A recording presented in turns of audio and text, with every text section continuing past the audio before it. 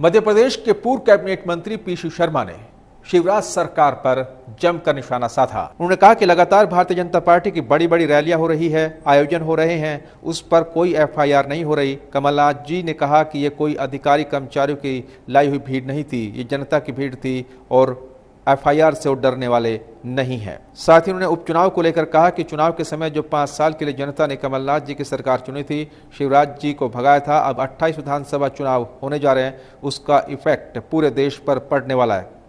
हमेशा खरीद फरोख्त कर सरकार बनाई जाती रहेगी, ऐसा हर बार संभव नहीं है। साथियों ने कहा कि कांग्रेस हमेशा खाट पर चर्चा करती है, किसानों का मुद्दा बड़ा मुद्दा है। उन्होंने कहा कि आज एमएसपी की वजह से किसानों को उनकी फसल का मूल्य मिल जाता है, जो कि आगे चलकर उन्हें नहीं मिल पाएगा। साथ ही उन्होंने कोरोना को लेकर भी सरकार पर निशाना साधा। उन्होंने कहा कि कोरोना संक्रमण के मामले 1.5 लाख से ज्यादा पहुंच गए हैं, 2500 से ज्यादा जांच जाने जा चुकी है। हमारा सिर्फ एक ही नारा है, बिकाऊ नहीं टिकाऊ चाहिए, गद्दारों की नहीं कमलनाथ की सरकार चाहिए।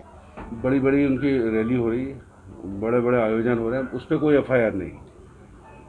और कमलनाथ जी ने सही कहा है कि ये कोई अधिकारियों कर्मचारियों की लाई हुई भीड़ नहीं थी, ये आम जनता आई थी और इसलिए भीड़ हुई। और जनता को कहीं भी जाने से, क्योंकि चुनाव का माहौल चल रहा है, कोई रोक नहीं सकता, और लोग आए। और बाकी कमलनाथ जी भी और पूरी कांग्रेस पार्टी, राहुल गांधी, प्रियंका गांधी से लेकर कमलनाथ जी और सभी कांग्रेसजन इन एफआईआरों से डरने वाले नहीं हैं, क्योंकि ये लड़ाई जनता की लड़ाई है और जनता की लड़ाई वो आगे बढ़ के लड़ेंगे।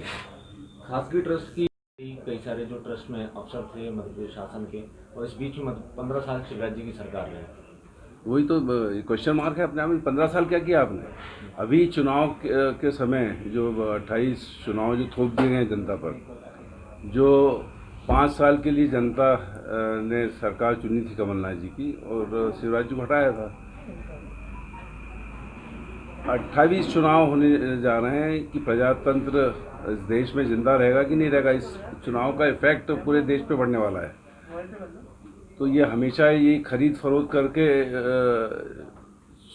सरकारें बनाई जाएंगी, ये सब महत्वपूर्ण विषय है। उस समय ये सब स्थिति करने का कोई उचित नहीं। आपने 15 साल क्यों नहीं किया? ये पूरा का पूरा मैं समझता हूँ कि इसकी जिम्मेदारी शिवराज सिंह चौहान जी की है। और ये जो चुनाव है, एक महाभारत सीरियल चल रहा है, उसमें मामा शकुनी कहते हैं एक जगह